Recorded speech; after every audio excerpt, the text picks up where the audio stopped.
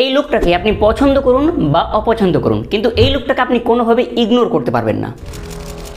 কিছু মানুষ তাকে ডিক্টেটর হিসেবে বিবেচনা করেন। मोदी अगर फिर से आए तो नए चुनाव होंगे और डिक्टेटरशिप आएगी। ডিক্টেটরশিপ চলছে।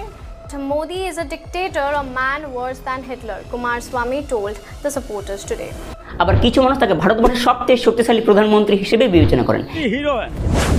এই যে মতভেদ, এই যে পার্থক্য, এইসব পার্থক্যের পিছনেও ভারতবর্ষের প্রধানমন্ত্রী অর্থাৎ নরেন্দ্র মোদীকে যে জিনিসটা তাকে ভিন্ন করে আর যে কোনো রাজনৈতিক নেতার থেকে, সেটা হলো তার গুণাবলী। তার এমন কিছু গুণ রয়েছে যে গুণগুলো তাকে সবচেয়ে শক্তিশালী এবং সবচেয়ে ভালোবাসা, সবচেয়ে ঘৃণ্য একজন মানুষ হিসেবে বিবেচনা করায়। তাহলে আজকের এপিসোডে আমরা জানবো নরেন্দ্র মোদীর সেই 5টা গুণ, যেই 5টা গুণের কারণে তিনি ভারতবর্ষের অন্যতম একজন রাজনৈতিক নেতা হিসেবে বিবেচনা হয়ে আসছেন গত 10 বছর থেকেও। আজকের এপিসোডটাকে আমরা দুটো ভাগে ভাগ করেছি। প্রথম পর্বে রাজনৈতিক নেতা হিসেবে নরেন্দ্র মোদীর গুণাবলী নিয়ে আলোচনা করব এবং দ্বিতীয় এপিসোডে আমরা নরেন্দ্র মোদীর দোষ বা ত্রুটি নিয়েও আলোচনা করব। যদি আপনাদের এই পর্বগুলো একটু ভালো লেগে থাকে তাহলে ভিডিওকে লাইক করবেন এবং নতুন হয়ে থাকলে চ্যানেলকে সাবস্ক্রাইব করবেন। নরেন্দ্র মোদীর সবচেয়ে ভালো গুণ হচ্ছে একজন কমন মানুষ ইমেজ। সাধারণ মানুষের ইমেজ হিসেবে একজন নরেন্দ্র মোদী সবচেয়ে বিখ্যাত, প্রসিদ্ধ এবং সর্বসমালোচিত একজন মানুষ।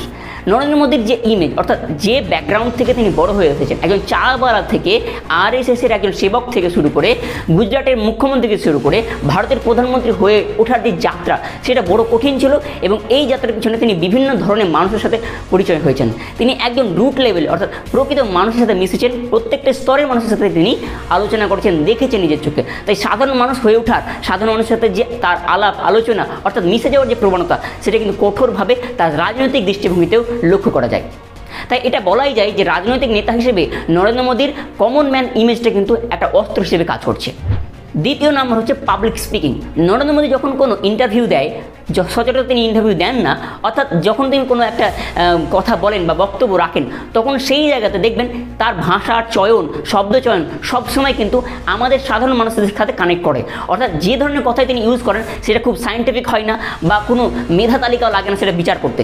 একেবারে সাধারণ এমন কিছু স্ল্যাং ওয়ার্ড ইউজ করেন যেগুলো মানুষকে তৎক্ষণাৎ তার স্পিচের সাথে, তার বক্তব্যের সাথে কানেক্ট করে, যেটা সচরাচর মানুষকে একাত্মবোধ করায় এবং মানুষকে নিজের সাথে সংযুক্ত বোধ করায়। যে কারণে নরেন্দ্র মোদীর প্রত্যেকটা স্পিচ আপনি লক্ষ্য করে দেখবেন তার সাথে আপনি এবং আপনার যে কোনো পরিবেশের লোক যে কোনো সময় ছোট থেকে বড় করে 80 বছর পর্যন্ত সকলেই কিন্তু তাকে কানেক্ট করতে পারে, যেটা নরেন্দ্র মোদীর অন্যতম আরও একটা দক্ষতা। নরেন্দ্র মোদীর আরও একটি গুণ হচ্ছে risk taking ability. Narendra Modi 2014 সালে যখন থেকে ভারতবর্ষের প্রধানমন্ত্রী হিসেবে বিবেচনা হয়েছেন, তখন থেকে তিনি এমন কিছু ডিসিশন নিয়েছেন যেটা ভারতবর্ষ অর্থাৎ সমগ্র দেশকে একটা সমালোচনার জায়গায় নিয়ে এসেছে। যেটা ভালো না খারাপ সেটা বিবেচনার জায়গা আছেই, কিন্তু এই যে রিস্ক টেকিং এবিলিটি, যেমন জিএসটি নিয়ে আসা, নোটবন্দি করা, সার্জিক্যাল স্ট্রাইক করা, তারপর ডিজিটালাইজেশন করা, এই যে ভারত জুড়ে এইসব আন্দোলন করছেন, এই আন্দোলনের ফলে বা এইসব ডিজিটালাইজেশনের প্রসেসের ফলে, তারপর স্বচ্ছ ভারত মিশন, আবাস যোজনা, এইসব জিনিসগুলো কিন্তু নরেন্দ্র মোদীকে সবার থেকে আলাদা করে। কারণ ভারতবর্ষের ইতিহাসে এমন কোনো লিডার আসেনি যারা এইভাবে এত রিস্ক টেকিং এবিলিটি নিয়েছে বা রিস্ক নিয়ে ভারতবর্ষের দৃষ্টিভঙ্গি পরিবর্তন করার চেষ্টা করেছে। তাই বলাই যায় নরেন্দ্র মোদী একজন প্রধানমন্ত্রী হিসেবে দারুণ রিস্ক নিতে পারে। যেটা ভুল না ঠিক সেটা তো বিচার্য ব্যাপার আছেই, কিন্তু তার যে এই রিস্ক নেওয়ার প্রবণতা, সেটা কিন্তু তাকে আর যে কোনো নেতার থেকে আলাদা করে। 4 নম্বর হচ্ছে নরেন্দ্র মোদীর স্ট্রং লিডারশিপ। স্ট্রং লিডারশিপ থাকা যে কোনো পার্টির একটা গুরুত্বপূর্ণ বিষয়, আর নরেন্দ্র মোদী কিন্তু সেটা সম্পূর্ণ সঠিকভাবে এবং খুব মর্যাদার সহিত পালন করছেন। যদি আপনি কোনো ভারতবর্ষের প্রধানমন্ত্রী যদি কোনো স্কিম দেখেন, সেখানে আপনার নরেন্দ্র মোদীর ছবি অবশ্যই থাকবে। অর্থাৎ নরেন্দ্র মোদীকে ছাড়া বিজেপি বা আরএসএস কোনোভাবেই কিন্তু গ্রহণযোগ্য হতে পারে না। তাই নরেন্দ্র মোদী তার সেই ইমেজটাকে এত সুন্দরভাবে পরিস্ফুট করছেন যে প্রত্যেকটা মানুষের দেওয়ালে, ঘরে ঘরে প্রত্যেকটা স্কিমের সাথে নরেন্দ্র মোদী নিজের ছবিটাকে সুন্দরভাবে পরিস্ফুট করেন। অর্থাৎ যে কোনো স্কিমের সাথে প্রধানমন্ত্রীর যে ইমেজ অর্থাৎ নরেন্দ্র মোদী নিজের ছবিকে জড়িয়ে নিজের লিডারশিপ ক্ষমতাটাকে আরও স্ট্রং করছেন, যেটা তার অন্যতম একটা সাকসেসফুল স্ট্র্যাটেজি বলতে পারেন। সবশেষ অর্থাৎ গ্লোবাল লিডারশিপের পয়েন্ট অফ ভিউ থেকেই নরেন্দ্র মোদী একজন অন্যতম নেতা হিসেবে উঠেছেন।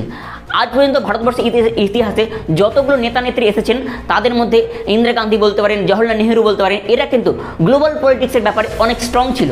এবং সেই দৃষ্টিভঙ্গি থেকে দেখতে যায় তাহলে আজকে ভারতবর্ষ যে জায়গায় দাঁড়িয়ে আছে সুপার পাওয়ার হিসেবে বলুন বা ইকোনমিক দিক থেকে বলুন, ভারতবর্ষ এমন একটা স্টেটে দাঁড়িয়ে আছে যেখানে যে কোনো দেশ ভারতবর্ষকে আক্রমণের আগে দুবার ভাববে। এই যে ভাবনার পিছনে নরেন্দ্র মোদীর ভূমিকা কিন্তু অনেক বেশি। তাই এটা বলাই যায় যে নরেন্দ্র মোদী একজন গ্লোবাল লিডার হিসেবে একজন সঠিক জায়গায় উঠে এসেছেন। কারণ সবথেকে গণতান্ত্রিক দেশে এই যে একজন সবচেয়ে বেশি ভোটে বিজয়ী হয়ে উঠে আসা একজন নেতা, যার গণতান্ত্রিক অধিকার রক্ষার জন্য একজন গ্লোবাল লিডার হয়ে ওঠার যে গল্প, একজন সাধারণ মানুষ থেকে গ্লোবাল লিডার হয়ে ওঠার গল্প, সেটা কিন্তু সত্যি অভাবনীয়। এবং তার এই গুণাবলীগুলো তাকে আরও 10 বছর মনে হয় এই পদমর্যাদায় বাঁচিয়ে রাখবে, অর্থাৎ আরও 10 বছর তিনি এই প্রধানমন্ত্রী হিসেবে বিবেচিত হয়ে আসবেন, এটা আমাদের মনে হয়। আপনার কি মতামত অবশ্যই কমেন্ট সেকশনে জানাবেন, এবং আপনার এই বিষয়টা ভালো লাগলে অবশ্যই লাইক করবেন, যদি না ভালো লাগে সেটা কমেন্ট সেকশনে লিখবেন। আশা রাখি এর পরবর্তী এপিসোডে আপনাদের ভালোবাসা থাকলে নরেন্দ্র মোদীর ত্রুটি এবং ভুলগুলো নিয়েও কিন্তু আমরা একটা এপিসোড বানাবো, যেখানে নরেন্দ্র মোদী কোন কোন মিস্টেকগুলো করছেন যেটা ভারতবর্ষের ডেমোক্রেসিকে নষ্ট করছে, সেই সব বিষয় নিয়েও কিন্তু আলোচনা করব। আজকের ভিডিওটা এখান পর্যন্ত। যদি আপনাদের ভালো লাগে ভিডিওকে লাইক করবেন। দেখা হচ্ছে নতুন আরেকটি এপিসোডে। ততক্ষণ ভালো থাকুন এবং সুস্থ থাকুন।